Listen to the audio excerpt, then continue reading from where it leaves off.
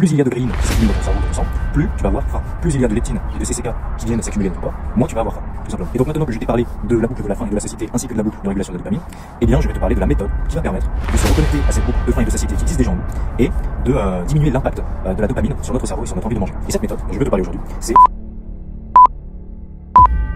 le jeûne intermittent. Alors le jeûne intermittent, tu as dû en avoir déjà entendu parler quelque part. On en parle pour plusieurs bienfaits. Apparemment, on pourrait perdre du poids facilement en mangeant autant que l'on veut.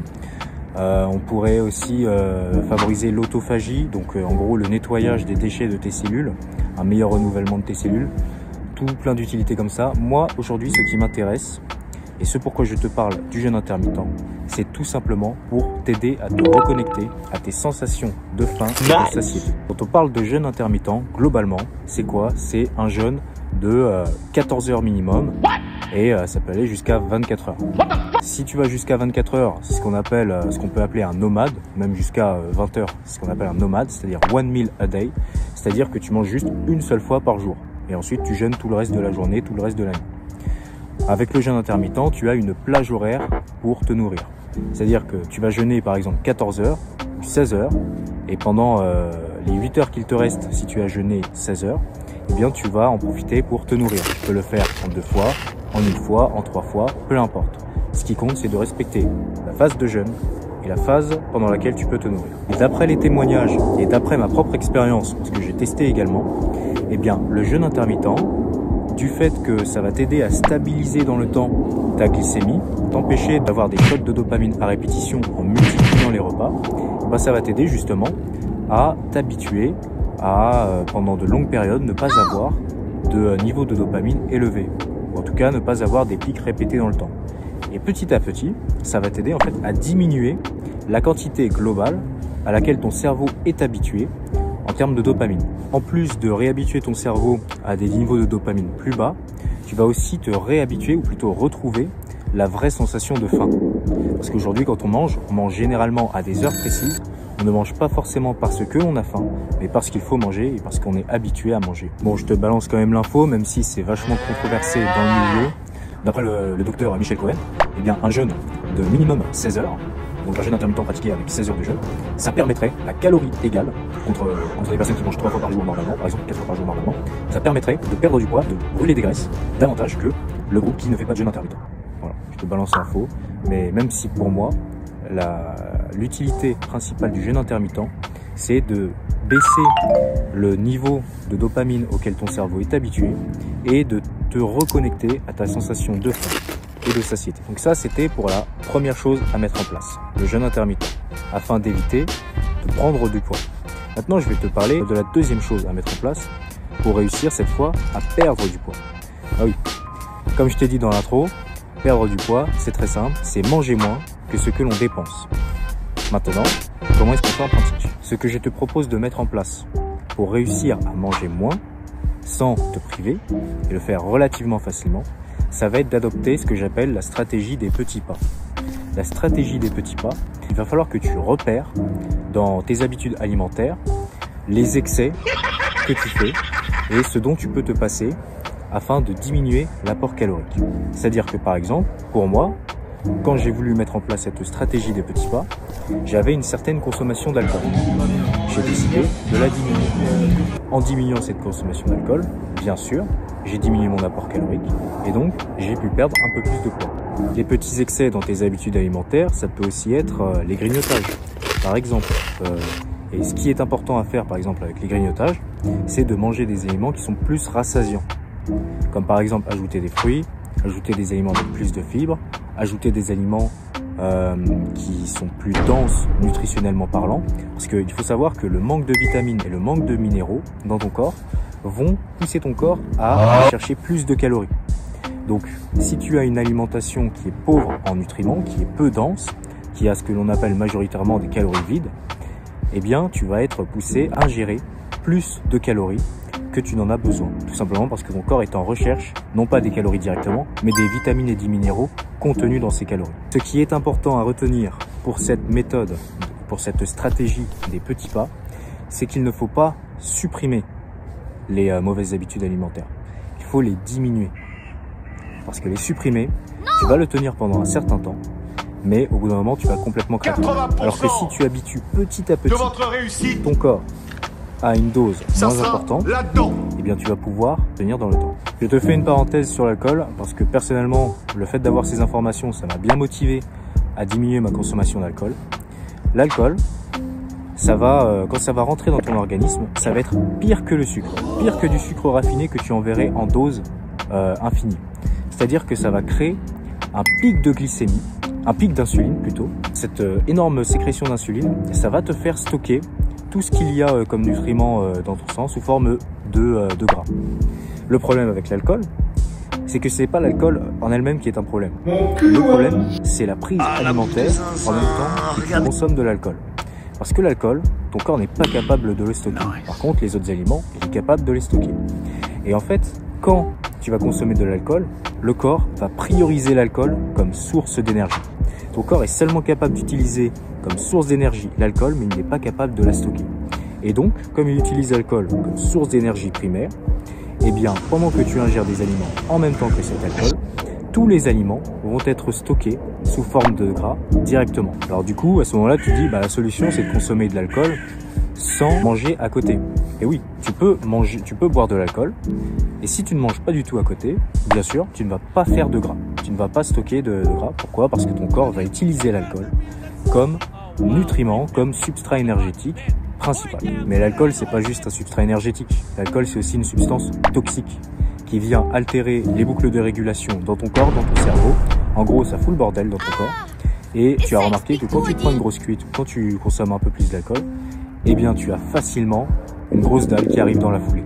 Et cette grosse dalle, elle n'est pas réelle, elle ne vient pas de ta boucle de faim-satiété naturelle, elle est tout simplement créée par l'altération, justement, des boucles de régulation qu'il y a dans ton corps et dans ton cerveau.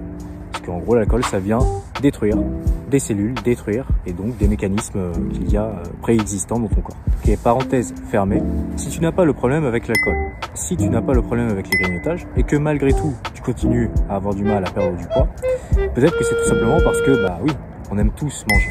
C'est très bien de manger. Et tu aimes bien te faire des gros casse-dalles. Et bien dans ce cas-là, je vais en revenir au premier point. Le jeûne intermittent, ça te permet justement de diminuer le nombre de fois que tu manges. Par contre, au moment où tu manges, tu peux manger des grosses quantités. Et ça, c'est souvent un avantage pour ceux qui justement sont dans ce cas-là, qui aiment bien manger, qui ont besoin d'avoir une grosse sensation d'être rempli. Bah, le jeûne intermittent, c'est pratique. Parce que dans un premier temps, ça va te permettre de ne pas changer tes habitudes au niveau de la quantité d'aliments que tu ingères par repas. Tu vas juste diminuer le nombre de repas que tu fais. Et dans un deuxième temps, puisque tu auras réussi, grâce au jeûne intermittent, à te reconnecter à ta boucle de faim et de satiété, eh bien tu pourras davantage mieux ressentir le moment où tu n'as plus besoin de manger. On n'aime pas les épinards. Et donc, ne pas faire le fameux, ce que j'appelle manger pour finir. Pourquoi est-ce que je te parle de stratégie des petits pas?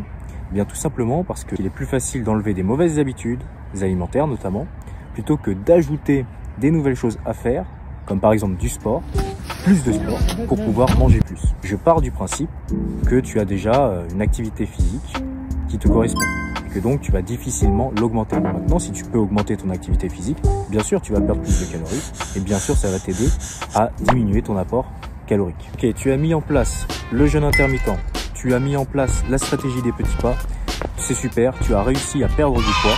Maintenant, comment réussir à le garder dans le temps? Comme je te l'ai dit au début de cette vidéo, ton corps est très intelligent pour savoir ce qu'il doit manger afin de se maintenir à son poids, c'est-à-dire à son métabolisme normal.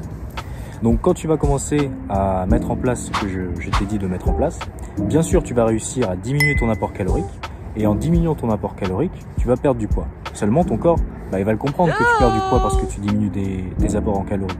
Et donc il va te forcer à manger plus. Pourquoi? Eh bien, est-ce que tu te rappelles de la leptine? Elle va dire l'inverse de la ghreline. Elle va dire, oh, je n'ai pas faim, j'ai suffisamment de gras en stock gras. Tu perds du poids, tu perds du gras. Quand tu perds du gras, tu as une sécrétion de leptine qui est moins importante. Et à quoi elle sert la leptine? Je t'ai dit qu'elle servait à aller dire à ton cerveau, écoute, je n'ai plus faim, pas la peine de m'envoyer à manger. Seulement si tu as moins de gras, tu as moins de leptine, eh bien tu as moins ce message qui est envoyé à ton cerveau. Et comme tu as moins ce message qui est envoyé à ton cerveau et que celui-ci il est en compétition avec le message délivré par la gréline, qui est « j'ai faim », tu vas avoir davantage faim quand tu vas perdre du poids. Et donc là, c'est la catastrophe, parce que tu me dis, bah oui, je perds du poids pendant un certain temps, mais forcément, je vais le reprendre après, parce que mon corps, il est très intelligent, il se régule comme ça. Eh bien oui, mais non. Pourquoi? C'est une question d'habitude. Ton corps, il est habitué à un certain taux de leptine. Mais si tu l'habitues à un certain taux de leptine un peu plus bas, eh bien ton corps va s'habituer à ce taux de leptine un peu plus bas. Pareil, si tu augmentes ce taux de leptine un peu plus haut, ton corps va s'habituer à ce taux de leptine un peu plus haut. Et donc, c'est pour cela que je te dis qu'une perte de poids durable prend du temps.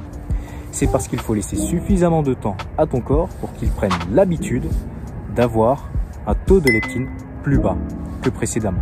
Combien de temps ça prend pour que ton corps s'habitue à un taux de leptine plus bas et que donc la perte de poids que tu viens d'avoir, elle puisse se maintenir dans le temps?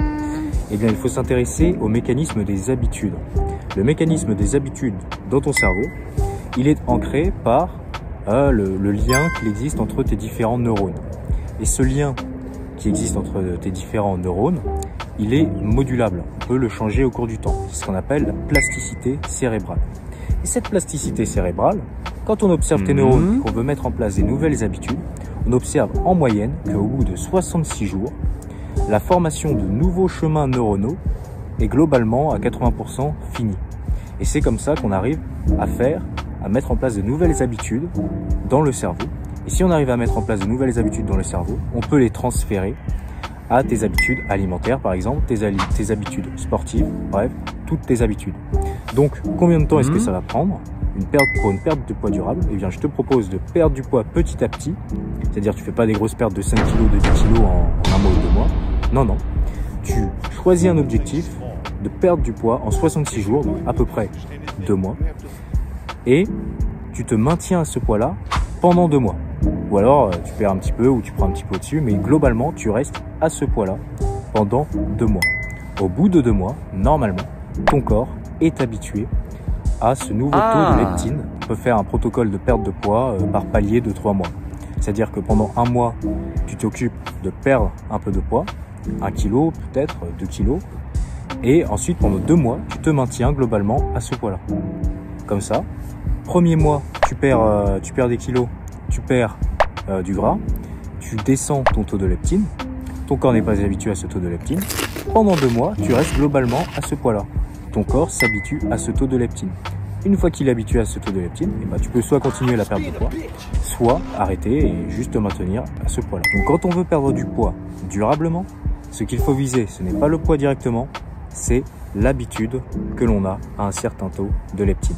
Petit tips pour la perte de poids, traque ton poids tout le temps. Donc première chose que tu fais là, tu vas acheter une balance, tu prends ta balance et tu te pèses tous les jours ou un maximum de fois dans la semaine.